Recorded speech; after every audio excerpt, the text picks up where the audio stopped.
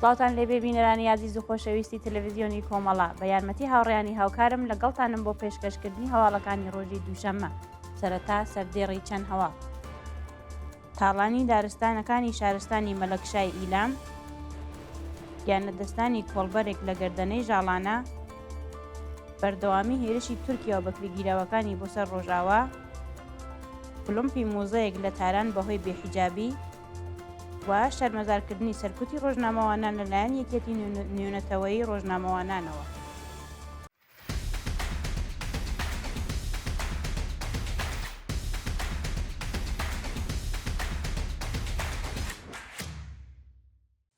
بەڕێوەچوونی مەراسمی ڕۆژی کۆمەڵا لە شاری کۆڵنی ئاڵمان ڕۆژی یەکشەممە 21 ڕێبەندانی 1430 هەتاوی مەراسمێک بە بۆنەی 46مین ساڵیادی ئاشکرابوونی تێکۆشانی کۆمەڵا بە بەشداری نوێنەری حیزب و لایەنە سیاسیەکان، کەسایەتی و دۆستانی بزوتنەوەی شۆڕشگێڕانەی کوردستان لە شاری کۆڵنی ئاڵمان بەڕێوەچوو. بەپێی راپۆرتی کومەتەی دەرەوەی وڵاتی کۆمەڵە و حیزبی کۆمۆنیستی ئێران، مەراسمەکە بە بڵاوکردنەوەی سرودی ئینتەرناسیۆناڵ و یەک خولەک بێدەنگی و بۆ ڕێزگرتن لە یادی هاوڕێیانی گیان بەخوردووی ڕێگای ئازادی و سۆسیالیسم دەستی پێکرد. پاشان هاوڕێ ئەسرین قادری ئەندامی کومەتەی ناوەندی کۆمەڵا پەیامی ڕێبەری کۆمەڵا بۆ بۆنەوە پێشکەش بە بەشداربووان کرد.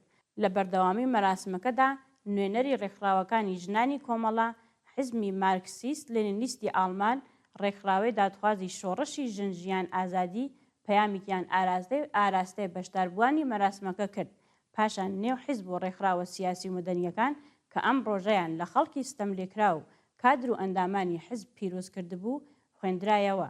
مەراسمەکە لە نێو شادی و خۆشی بەشداربووان تا درەنگانی شەو درێژەی کێشا. تاڵانی دارستانەکانی شارستانی مەلەکشای ئیلام. بەپێی راپۆرتەکان، دارستانەکانی شارستانی مەلەکشای ئیلام لەلایەن کەسانی هەڵپەرستەوە دەبڕدرێتەوە و زیانێکی زۆر بە سروشتی ئەو ناوچەیە گەیشتووە.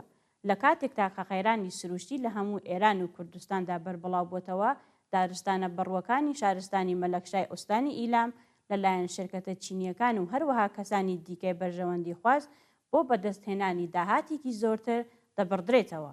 ڕژیمی کۆماری ئیسلامی سەرەڕای ئەوە کە بەهۆی سیاسەتەکانیەوە بووە بە هۆکاری قەیرانێکی سروشتی لە ئێراندا، سەرچاوە سروشتیەکانیشی ڕادستی شرکەتە بیانیەکان کردووە. بەهۆی نابەرپرسیاری کۆماری ئیسلامی لە ئاست پاراستنی ژینگەی زۆرێک لە تاڵاوگەکان و دارستانەکان لە ناوچوون.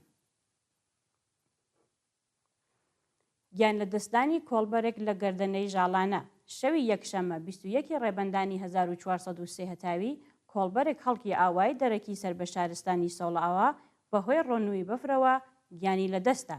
بەپێی راپۆرتەکان، ئەم کۆڵبەرە بە ناوی ئەمین حسەینی بەهۆی ڕۆنووی بەفرەوە لەژێر بەفرێکی زۆر داگیری خواردووە و گیانی لەدەستاوە.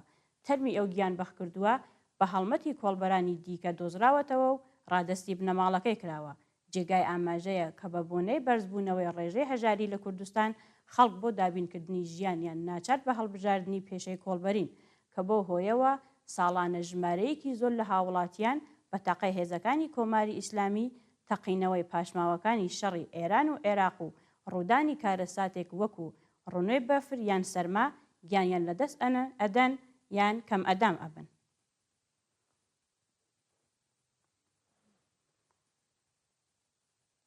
بەردەوامی هێرشی تورکیا و بەکرێگیراوەکانی بۆ سەر ڕۆژئاوا. لە ڕۆژانی ڕابردوودا لە ئەنجامی هێرشی ئاسمانی تورکیا بۆ سەر ناوچە جیاوازەکانی ڕۆژئاوای کوردستان، دوو منداڵ گیانیان لەدەستا و ژمارەیەکی تر لە دانیشتوانی ئەو ناوچانە بریندار بوون. بەپێی هەواڵەکان، لە ئەنجامی هێرشی ئاسمانی و تۆپخانەی ئەرتەشی تورکیا و نۆکەرانی بۆ سەر ڕۆژئاوای کوردستان، منداڵێکی تەمەن 2 ساڵ بە ناوی جەیلان حەموو و منداڵێکی دیکەی تەمەن 15 ساڵ گیانیان لەدەستا. هەروەها لە بەردەوامی شەڕ و پێکدادانی نێوان هێزەکانی سووریای دموکراتیک و بەکرێگیراوەکانی سەربەدەوڵەتی تورکیا لە بەنداوی تشرین، ژمارەیەکی زۆر لەو هێزانە کوژران و بریندار بوون و کۆمەڵێک خۆیان ڕادستی هێزەکانی ڕۆژاوا کردووە. ناڕەزایەتی کادری دەرمانی نەخۆشخانەی ئەلزەهرای ئیران شەهر.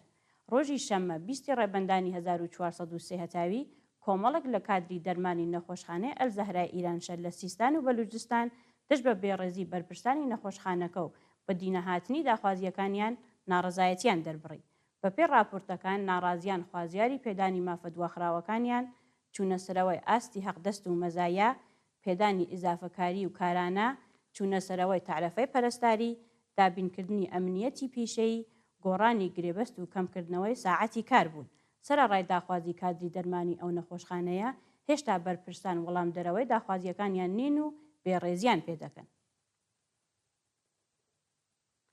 وتنەوەی دروشم دژ بە کۆماری ئیسلامی لە ساڵڕۆژی دامەزراندنیدا شەوی یەکشەمە 21 ڕێبەندانی 1403 هەتاوی هاوکات لەگەڵ ساڵیادی شۆڕشی گەلان لە ئێران لە شارە جیاوازەکان خەڵک بە وتنەوەی دروشم دژ بە ڕژیمی کۆماری ئیسلامی ناڕەزایەتی خۆیان دژ بە دەسەڵاتە دەربڕی.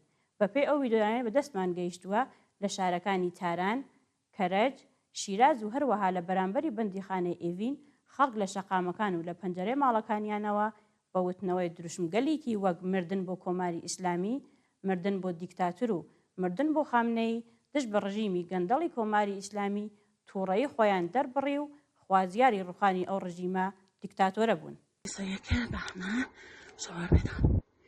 مرگ بر دیکتاتور!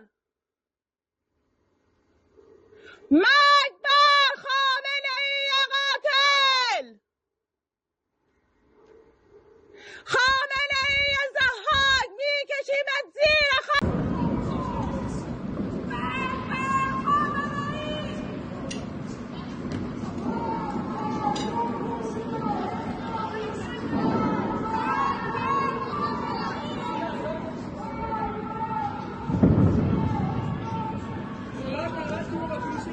خامنه‌ای! 1403 مرگ بر دیکتاتور! مرگ بر دیکتاتور!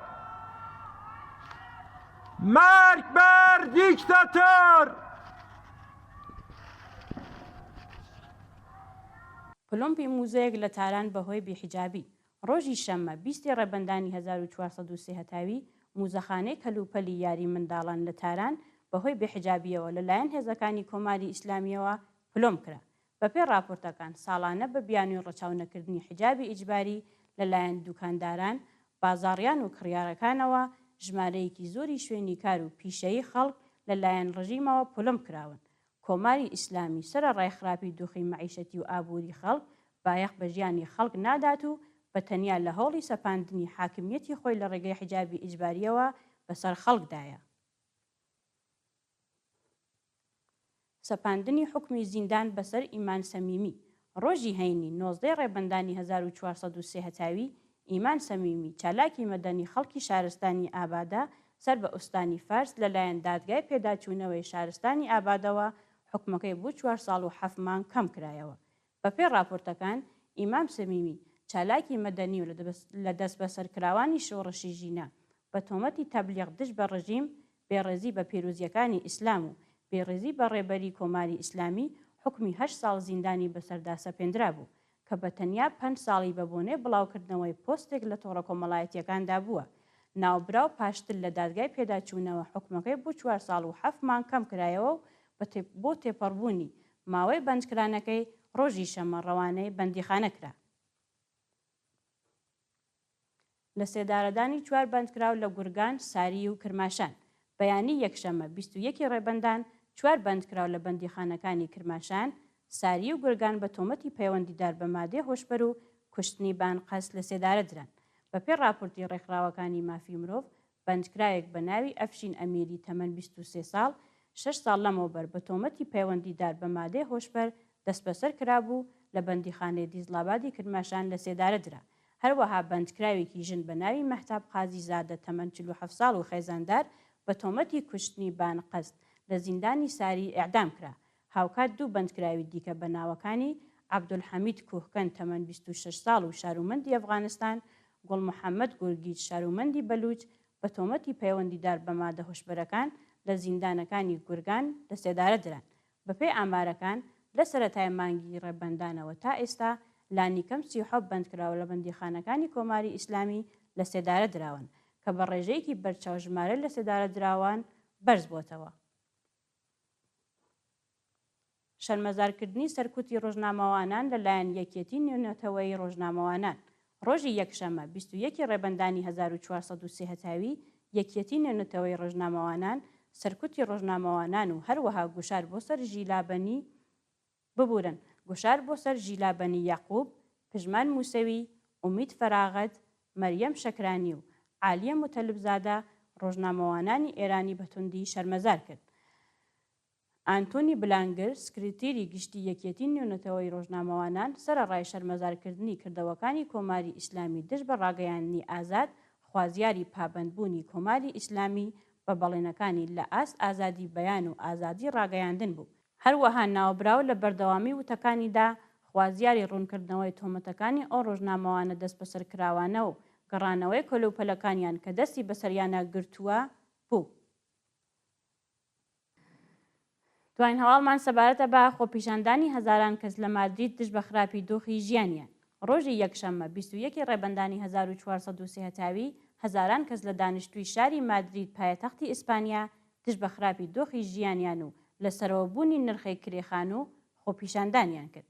بەپێی هەواڵەکان خۆپیشاندەران خوازیاری دەستێوەردانی دەوڵەت لەسەر نرخی سەرەوەی کرێخان و لەو وڵاتە دەرکردنی کرێچیەکان لە خانووەکانیان و هەروەها خراپی دۆخی ژیانی خەڵک بوون. هەروەها ناڕازیان بە دەستەوەگرتنی پلاکارد و وروتنەوەی ببورن بە دەستەوەگرتنی پلاکارد و وتنەوەی دروشمی مافی هەموو کەسە خانووی هەبێت خوازیاری پابەندبوونی دەوڵەت بە یاسای چاکسازی ڕێساکانی خانوو لە وڵاتە بوون. بینەرانی عەزیز و خۆشەویست هەواڵەکانتان پێشکەش کرا. هەرشاد بژیت.